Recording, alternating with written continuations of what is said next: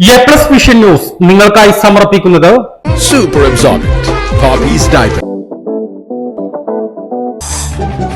Sky wave water and amusement park Kakkadampoyil Valamthode Malappuram. അപ്പൊ നിങ്ങളുടെ ലക്ഷ്യം ഫുൾ എ പ്ലസ് ആണോ എങ്കിൽ ഞങ്ങളുണ്ട് കൂടെ. Rockwall mountain retreat Kakkadampoyil Nayadampoyil. Sri Vivekananda പഠന കേന്ദ്രം പാലേമാട് എടക്കര. കോഴിക്കോട് കക്കാടംപൊയിലുള്ള ഏഡൻ ഗാർഡൻ.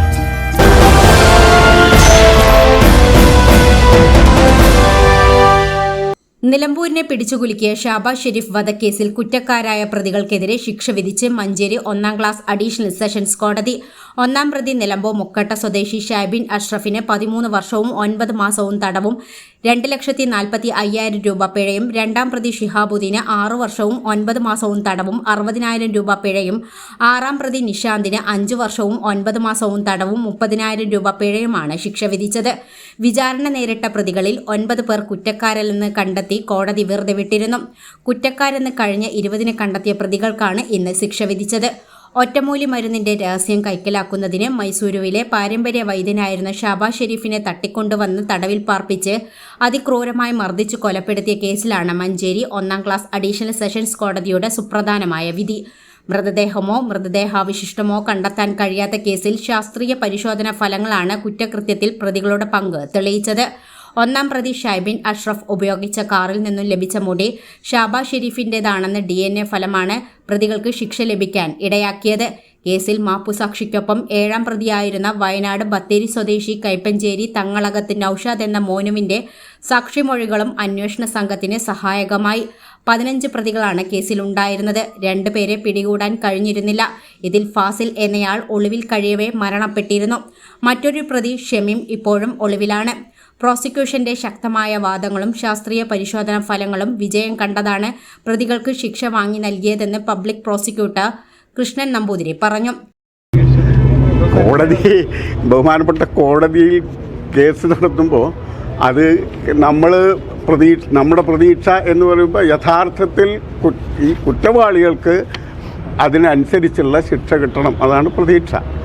ആ പ്രതീക്ഷ എന്ന് പറയുമ്പോൾ ഇത് സാധാരണ നിലയിൽ നല്ല കടുത്ത ശിക്ഷ തന്നെ ഈ കേസിൽ വന്നിട്ടുണ്ട്.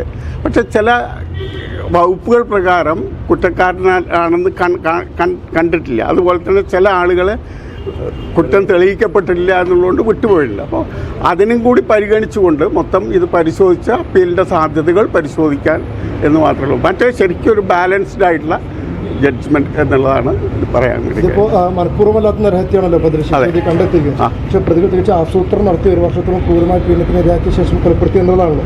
അപ്പോൾ ഒരു മനഃപൂർവ്വമായ നരഹത്യം ഉൾപ്പെടെയുള്ള കൂടുതൽ വകുപ്പുകൾ വരേണ്ടതല്ലേ?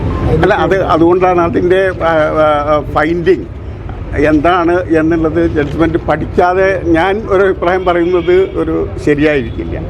അത് പരിശോധിച്ച് കഴിഞ്ഞതിന് ശേഷം അതിനെ സംബന്ധിച്ച് പൊതുവേ നല്ല ഒരു വിധിയാണ്. ഈ ചെയ്ത കുറ്റത്തിൻ്റെ ഗൗരവം പൂർണ്ണമായും ഉൾക്കൊണ്ടുകൊണ്ട് അതിനനുസരിച്ചുള്ള ഒരു വിധിയാണ്. അത് പരിശോധിക്കണം. അതാണ് വിധി പഠിച്ചതിന് ശേഷം അപ്പീലിൻ്റെ സാധ്യതകളും നമ്മൾ പരിഗണിക്കുന്നുണ്ട്. 2019-ലാണ് ഷാബാസ് ഷെരീഫ് കൊല്ലപ്പെട്ടതെങ്കിലും പ്രതികൾ തമ്മിലുള്ള ഭിന്നതയെ തുടർന്നാണ് 2022-ലാണ് കൊലപാതക വിവരം പുറം ലോകം അറിഞ്ഞത്. നിങ്ങളുടെ കുട്ടിക്ക് ഹിന്ദി അറിയില്ലേ, മാത്സ് അറിയില്ലേ, ഫിസിക്സ്, കെമിസ്ട്രി, ഇംഗ്ലീഷ് ഇതും പക്ഷത്തിലാണോ എങ്കിൽ പേടിക്കേണ്ട യാതൊരു ആവശ്യവുമില്ല. ഈ വരുന്ന ഏപ്രിൽ 7 മുതൽ എ പ്ലസ് അക്കാഡമിയിലെ 8, 9, 10 ക്ലാസ്സിലെ കുട്ടികൾക്ക് വേണ്ടിയിട്ടുള്ള വെക്കേഷൻ ക്ലാസ്സുകൾ ആരംഭിക്കുകയാണ്. ഈ ക്ലാസ്സിന്റെ ഏറ്റവും വലിയ പ്രത്യേകത എന്ന് പറയുന്നത് ഓരോ സബ്ജക്റ്റും അത് തുടക്കം മുതൽ കൊടുക്കും. അതായത് എല്ലാ സബ്ജക്റ്റിനും ബേസ് കിട്ടി പഠിക്കുന്നതുകൊണ്ട് തന്നെ കുട്ടികൾക്ക് ഫുൾ എ പ്ലസിലേക്ക് എത്താൻ ഈ ക്ലാസ്സിന് സഹായകരമാകും. അപ്പോൾ അഡ്മിഷൻ ആരംഭിച്ചിട്ടുണ്ട്. വളരെ പരിമിതമായ സീറ്റുകൾ മാത്രമാണ് ഉള്ളത്. അപ്പോൾ മറക്കണ്ട, ഏപ്രിൽ 7-നാണ് ക്ലാസ്സുകൾ ആരംഭിക്കുക. ഉടനെ അഡ്മിഷൻ എടുക്കുക. അപ്പോൾ നിങ്ങളുടെ ലക്ഷ്യം ഫുൾ എ പ്ലസ് ആണോ എങ്കിൽ ഞങ്ങളുണ്ട് കൂടെ.